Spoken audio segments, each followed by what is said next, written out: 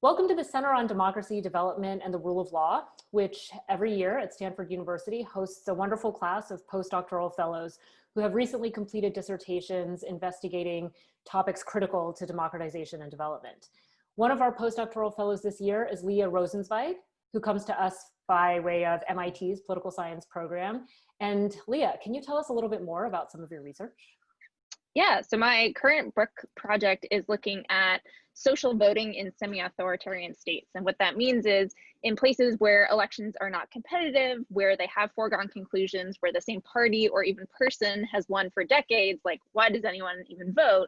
And my answer is that there's social pressure to vote, but not out of a sense of civic duty to the state, but rather a sense of civic duty to your local community.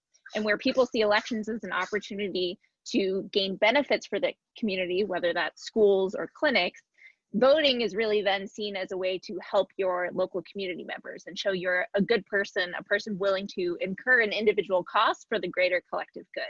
And so I test this theory in two countries, in Tanzania and Uganda, both in East Africa, using sort of lab in the field experimental designs. Excellent. And can you tell us a little bit more about some of the different approaches, how the lab in the field worked, and what some of your findings were, how you arrived at them? Yeah, so what I do is I sort of create an election-like context in the context of a lab experiment. So people, respondents that I sort of randomly sampled in their local villages across Tanzania and Uganda, these are mostly rural settings, sort of rather than experimenting with a real election scenario, leaving that aside and sort of creating an election-like scenario in the field using what's called a conjoint experimental design that allows me to formulate two candidate profiles that looked very similar to real candidates in real elections. So they varied on the basis of their partisanship, their ethnicity, their religion, their policies.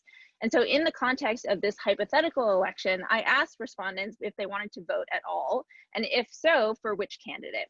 And so then I randomized people to either experience this election by themselves in the privacy of their own home, where not even the enumerator knew if or how they were voting, or into a sort of more public condition where 5 people from the same local community engaged in the same election experience. So they saw the same candidates, they were able to sort of discuss and debate them very briefly, and then they made their turnout decisions in the presence of their peers. So we would expect that if there is a social norm of voting, if people are sort of encouraged and mobilized to vote based on how they think their peers expect them to behave and how they'll react to their turnout behavior, then we would expect to see higher turnout in this sort of public condition compared to the private. And that's exactly what I find. So I find that the public condition increases the probability that respondents will actually pay. I had them pay money to vote. They're more likely to pay by about 10 percentage points in the public condition compared to the private condition. That sounds really fascinating, and I think has a lot of implications for democracies worldwide, in which elections are unfortunately becoming less free and fair in many places, and yet turnout is still present, sometimes high even. So I just was wondering why it is that you've chosen the CDDRL and what you hope to accomplish this year. Yeah, so CDDRL covers a lot of the same themes and topics that I'm interested in, whether that's development and democracy.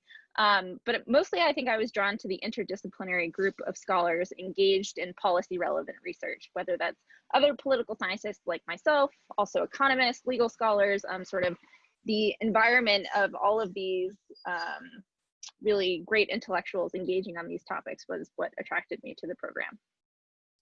All right, Leah, well, we're incredibly excited to have you here this year, albeit not on campus, maybe one day. And thank you so much for being part of the CDDRL community. Thanks.